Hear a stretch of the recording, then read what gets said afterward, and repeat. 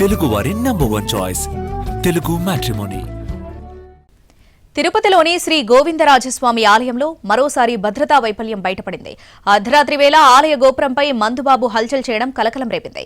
3 గంటల పాటు హైడ్రామా అనంతరం భద్రతా సిబ్బంది అతన్ని సురక్షితంగా కిందకి తీసుకొచ్చిన ఘటన వివాదంగా మారింది. ఇక ఇదే ఆలయంలో గతంలోనూ ఓసారి బంగారు కిరీటాలు చోరీ అయ్యాయి.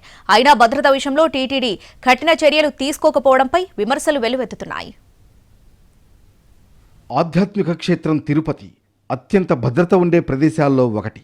అయితే అలాంటి ప్రాంతంలోని శ్రీ గోవిందరాజస్వామి ఆలయంలో భద్రతా వైఫల్యం కొట్టొచ్చినట్లు కనబడుతోంది. భక్తిభావంతో పులకించాల్సిన ఆలయ ప్రాంగణంలో ఒక వ్యక్తి మద్యం మత్తులో చేసిన హంగామా భక్తులను, ఆలయ సిబ్బందిని దిగ్భ్రాంతికి గురిచేసింది. కట్టుదిట్టమైన నిఘా వ్యవస్థను దాటుకుని ఏకంగా ఆలయ గోపురం ఎక్కిన ఒక వ్యక్తి అక్కడున్న పవిత్ర కలశాలను తాకడం, కిందికి దిగడానికి వింత షరతులు విధించడం చర్చనీయాంశంగా మారింది. నిత్యం వేల మంది భక్తులతో కళకళలాడే తిరుమల తిరుపతి దేవస్థానం అనుబంధాలయమైన గోవిందరాజస్వామి ఆలయంలో భద్రత చాలా కీలకం.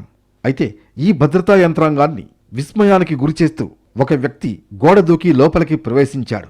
టీటీడీ విజిలెన్స్ సిబ్బంది అప్రమత్తమయ్యే లోపే ఆ వ్యక్తి మహాద్వారం లోపల ఉన్న గోవిందరాజస్వామి ఆలయ గోపురాన్ని ఎక్కేశాడు.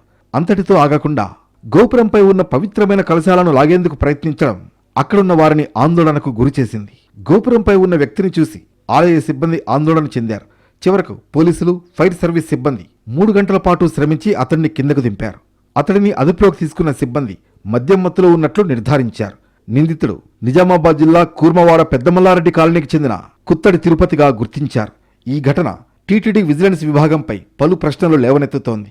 అత్యంత రద్దీగా ఉండే ఆలయంలో ఒక వ్యక్తి గోడ దూకి లోపలికి ప్రవేశించి గోపురం ఎక్కే వరకు సిబ్బంది ఏం చేస్తున్నారని చాలా మంది ప్రశ్నిస్తున్నారు. ఇలాంటివి పునరావృతం కాకుండా చూడాలని అంటున్నారు.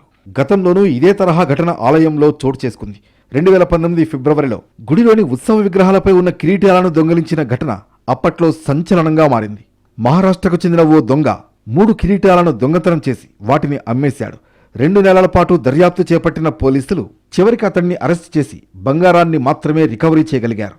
ఇలా గోవిందరాజస్వామి ఆలయంలో పలుమార్లు భద్రతా వైఫల్యం బయటపడినప్పటికీ టీటీడీ మాత్రం కఠినమైనటువంటి చర్యలు తీసుకోవడంలో విఫలమైందనే విమర్శలు పెద్ద ఎత్తున వస్తున్నాయి.